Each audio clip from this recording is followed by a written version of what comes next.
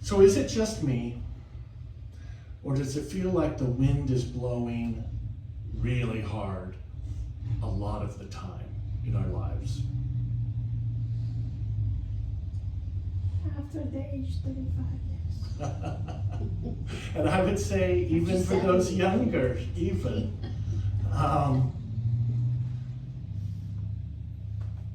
And my inclination, my first reaction, make it stop. Calm it down. Hold on. Struggle against it. Fight it. Or try to ignore it. None of those have ever really worked successfully. And yet it's a go-to, right? We all have our tools that we learned at some point in our lives that probably worked that one time. And so we go back to it over and over and over again. Whether it continues to work or not, it's our first go-to. It's the first tool in the toolbox. And yet it can sometimes feel like the wind is blowing harder toward us. Look at them over there. Look how easy they have it. Maybe sometimes we can see the wind blowing harder around someone else. Wow, they're having a time of it right now. That wind is really blowing. But we notice it. And then we're at choice, aren't we? Are we going to step into the wind? Turn away from the wind? Run from the wind? Or take a stand in the wind?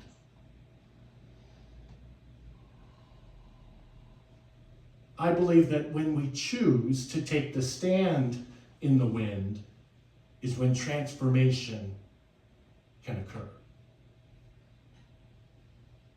That this change that continues to occur in life is not accidental.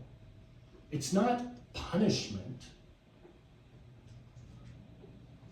It's just life unfolding. Now, I think that if I won the lottery and I had all of that circulation of good going on, that life would be less intense. That kind of wind blowing, okay. I'll say okay to that kind of wind blowing. And yet, look back at your own lives. I don't know if we have any lottery winners. I'm going to guess not.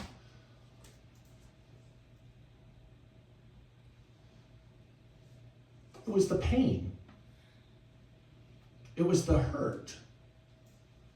It was those moments of, I don't know what to do, that the wind invited us forward. Those are the times, sometimes years after, we can look back and say, oh, I wasn't being punished. The wind of change wasn't picking on me. And in that moment, I made a choice, right? I made a choice to be present to it. Went through that storm and allowed life to continue forward. I think where we run into trouble is when we try to run from the storm, run from the wind, turn from the wind, struggle with the wind, that it feels like it's never ending. When is this going to pass? And I'm just struggling as hard as I can, using all those tools that didn't work last time, maybe this time in the right order. It will. An author by the name of Todd Michael wrote something called The 12 Conditions of a Miracle. And he uses the analogy of sailing. Alignment is analogous to what a sailor does with a sailboat. The currents of the winds and waters surging all around a sailor are constantly changing. That didn't come out right. The winds and the waters that are circulating are changing every direction. I'll say it that way. But the sailor has experience on their side. They understand the nature of the currents, of the wind, of the water. And they know precisely how to trim the sails and adjust the rudder so that the current carries them exactly where they want to go. It may seem as though the great currents of your world are wild and turbulent too. Sometimes the currents carry you in the right direction, but more often it seems as though you are struggling against them. You feel so helpless. You simply sigh in resignation when things go awry. Here we go again.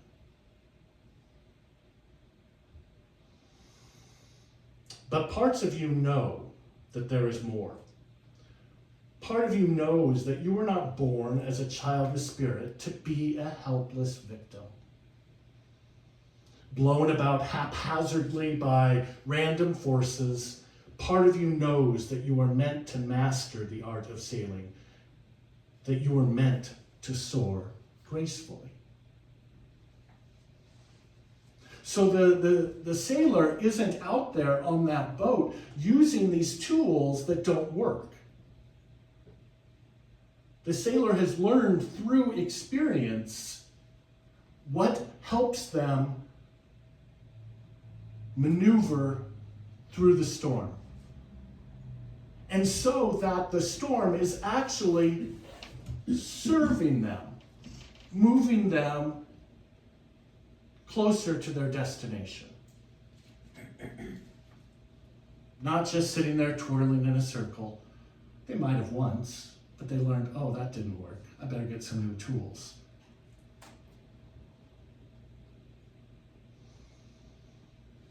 I work with a person that she lives in Iowa. And I don't know if you've seen anything about the weather on the news, but that part of the country has seen some weather lately. Lots of tornadoes. And so this week alone, she's been down in that basement 3 times. Wednesday, Thursday, Friday. And I said, I don't remember this happening in years past. She said it hasn't.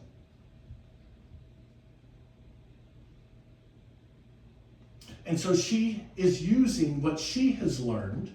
She picks up the lawn furniture, all the lawn ornaments, sets up the basement with the lawn chairs so that they have a place to be, so that they're comfortable, so that they can ride the storm together and come out on the other side of that storm safe and intact.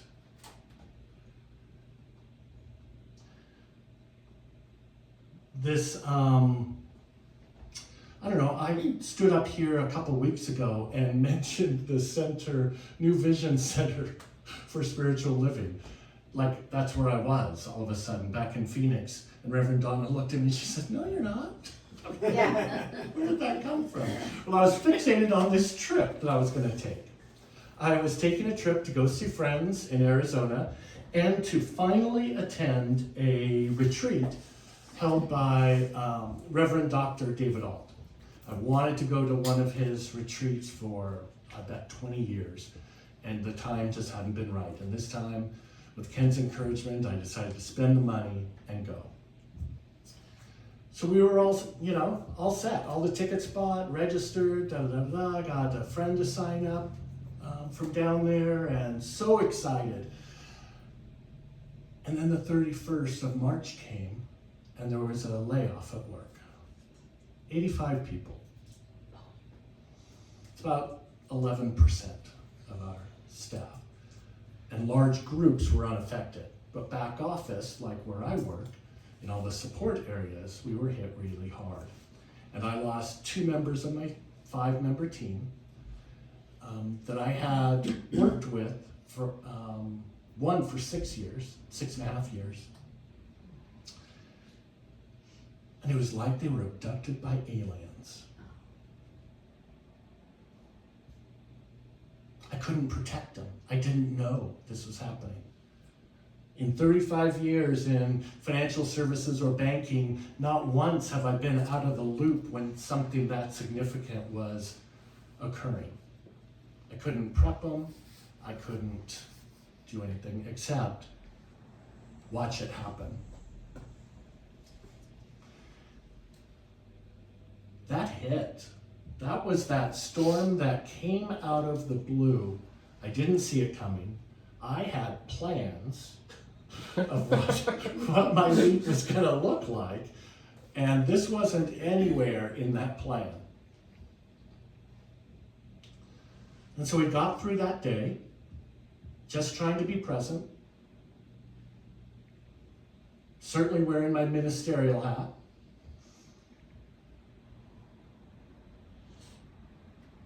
But I knew I couldn't go. I couldn't leave.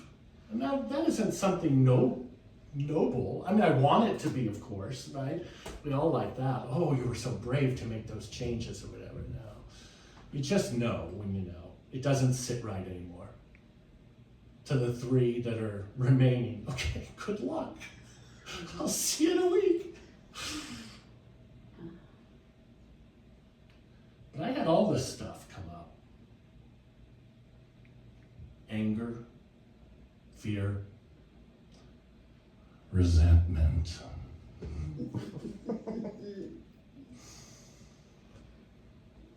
And so I went to my handy toolbox and grabbed my tools.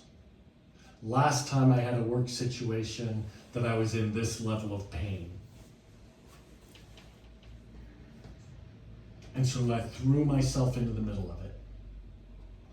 Well, then I've got to work. I've got to work longer. I've got to work harder. I've got to do more. In fact, just give it to me. I'll just take care of it. You know, you shouldn't have to do anything more. That old tool of, oh, I just have to work harder. I have to struggle more. I have to suffer more because of this. Well, you know, about, I don't know, Tuesday, chest pain started. Couldn't tell Ken, of course, because he'd want me to go do something about it, and then that would mean I wouldn't be at work, and how was the work going to get done? And right? I'm guessing maybe you've had your own experience with that kind of thing.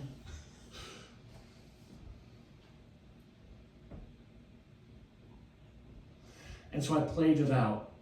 I sat down and remembered exactly what happened in April or May of 2019, the last time I was in a different situation, but brought up the same feelings. And well, what happened was by July I was having stents put in. By the following March, they were cracking me open like a nut. And yet, that storm is so powerful that I start thinking, okay, well, I know how to maneuver that. I came back from that. Yeah, shake your head. Good. Yeah. But that's what happens in the midst of the storm when we are starting to rely on those tools that never worked in the first place. But remembering that pain, remembering that path was enough to bring me back. Oh, maybe I should do it differently. Maybe I should just be. Maybe there's nothing wrong that I have to fix. Maybe this change is leading to something greater. For those 2 that were laid off, and for us that are left. I have to believe that I'm not being set up, that life isn't happening to me as some punishment. Same thing happens in a golf game. Yeah. Right? We find ourselves swinging poorly, poor form, maybe we're tired, and we're falling into this familiar cycle of hitting the ball and it goes that way. Or if you're like me, missing the ball when you swing. You call it a warm-up. And a change has to occur if I want a different result. I have to focus on my alignment, on my grip, on my swing, and focus on what my intention is. How do I want this to look? How do I want to be on the other side of this storm?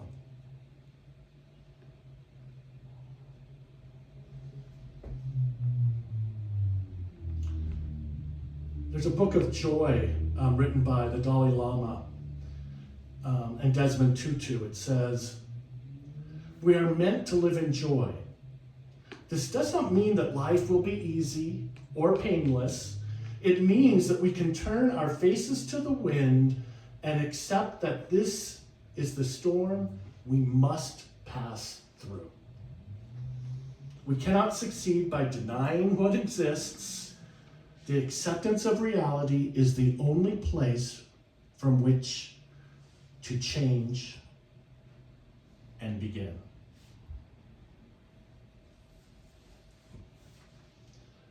So I felt incomplete around that retreat that I didn't get to go to. Reverend David was also speaking at New Vision Center for Spiritual Living the Sunday to kind of cap off the retreat. He was the guest speaker. And so I watched it because I felt like I was called to be there. So maybe by watching, I'll get something that I was called to get. And what I got was this. He told a story about speaking with his mentor and bemoaning the fact that the good times never seem to last. And then the bad times come back. And it can feel like we get in a rut where it's one thing after another. Maybe it's one bill after another. Maybe it's one relationship after the other. Job after the other. Disappointment after the other. You get it. And he said, why?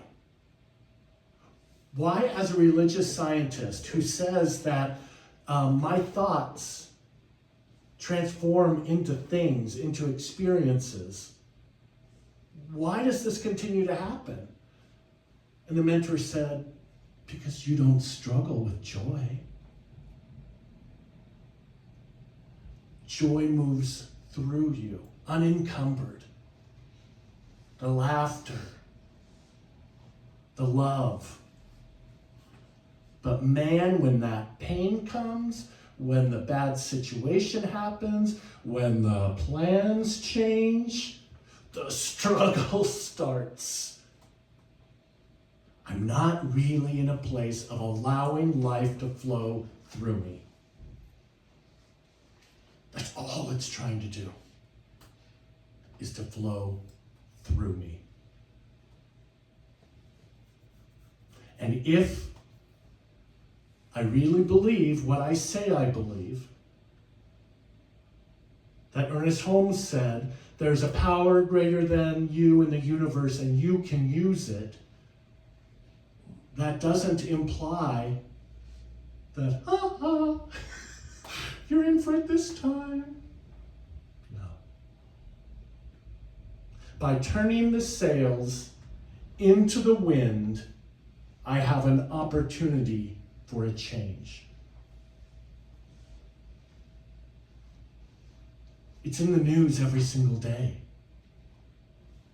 That resistance to change, that resistance to acknowledging the problems. the opportunities to take our loving presence out into the world, to create an environment to allow others to step peacefully into our presence, to be the one that listens. And when it's time, move our feet. No change can happen until we're willing to face it. Let's anchor this in a prayer. Father, Mother, God, this universal presence moving through and as each one of us, simply seeking to express its good, to experience itself through us, to express the good of life. And so I hereby proclaim that each one of us, as we move forward with this day, that we are that unencumbered channel of spirit, allowing the good that is the life of spirit, the love that is the life of spirit, the compassion that is the life of spirit to move through and as us, illuminating the next right action for each one of us, recognizing that those steps look differently. And yet Spirit is always for us, leading us forward to a greater understanding, a magnificent healing, the ability to embrace what is the truth, allowing that which has never been true to fall away from our experience. Knowing that each one of us is moving through this life, divinely guided, divinely held, divinely inspired. And I'm so grateful for that truth. I'm so grateful for all of the ways in which this truth is made manifest through and as each one of us. I cast this word into that law, knowing that it is done, that it is perfect, and that it is love in action. Thank you, life. And so it is.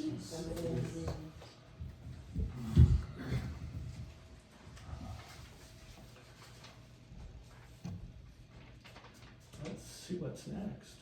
I think we have a song.